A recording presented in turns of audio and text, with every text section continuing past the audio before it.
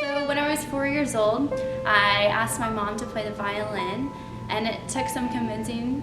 And so by the time I was 6 years old, I finally told my mom, like, Mom, I really, really do want to play this. And so that's when she actually called the local violin shop and like talked about where I could get lessons. And then so I had my first lesson when I was 6 years old.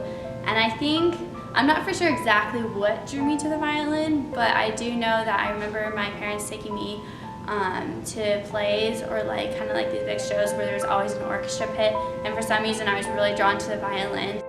And I remember my first violin teacher was so passionate about violin, and she brought so much fun to it. I remember we'd play at farmers markets and we'd play like duets. I even had like a fiddle partner growing up, and so she just made the atmosphere of music a really fun environment for me to grow up in. And as I grew older, I kind of realized that this wasn't just a little hobby, and it was something that I could actually turn into like hopefully a future career and actually pursue this. But when I was in the 6th grade, I was living in Texas, and my teacher at that time, he asked me what I wanted to do with music, and that question kind of like planted the seed in my mind that this is something that I wanted to do for the rest of my life and really work towards a future goal in mind.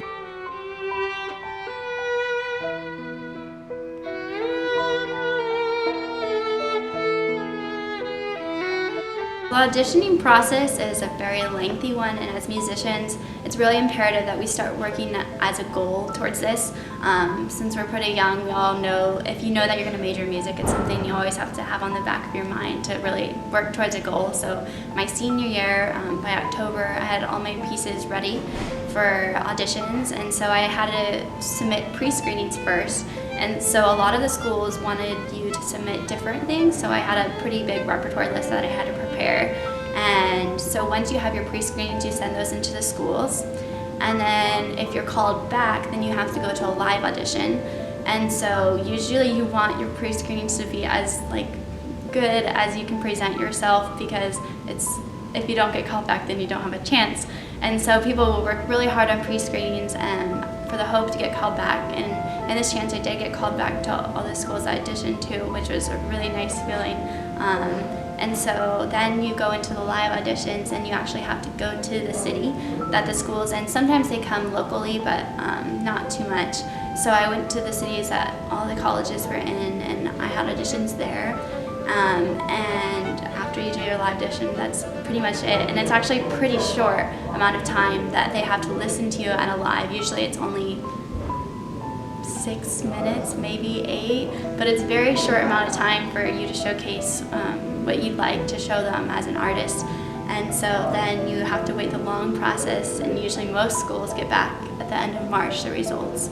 And so it's probably a 6-month long process from start to end for all the colleges. Music just makes me so happy. Like when I play my violin, it's just one of my happiest moments that I have. Honestly, I can't stop smiling, and I think there's all the cliches, like music is a way of expressing yourself and stuff, but they're so true.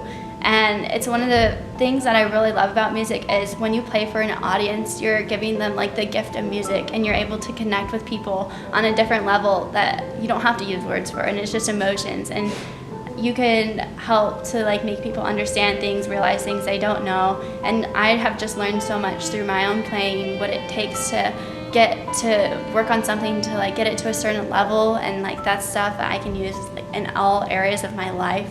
And there's just moments with music, especially like when you're playing with groups of people, where you can just connect with them, and it's just like pure happiness that comes from sharing music with others.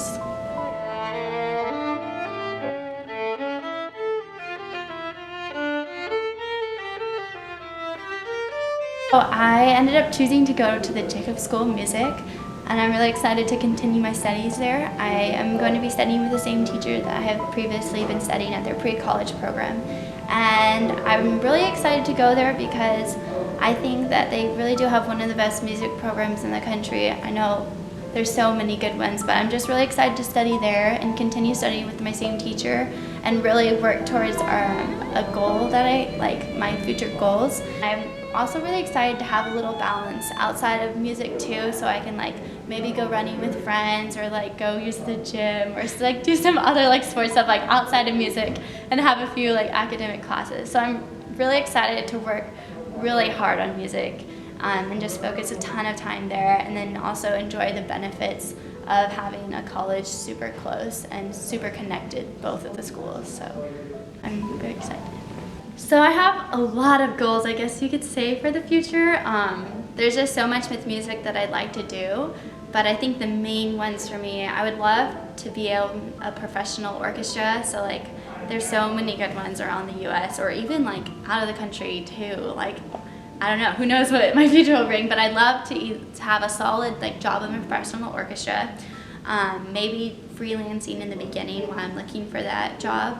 But I'd also like to pursue a solo career because it's something that I really enjoy doing as well. So maybe I'll do professional orchestra with soloing on the side if possible. I think as long as I'm doing music, somehow I'm just going to be really happy.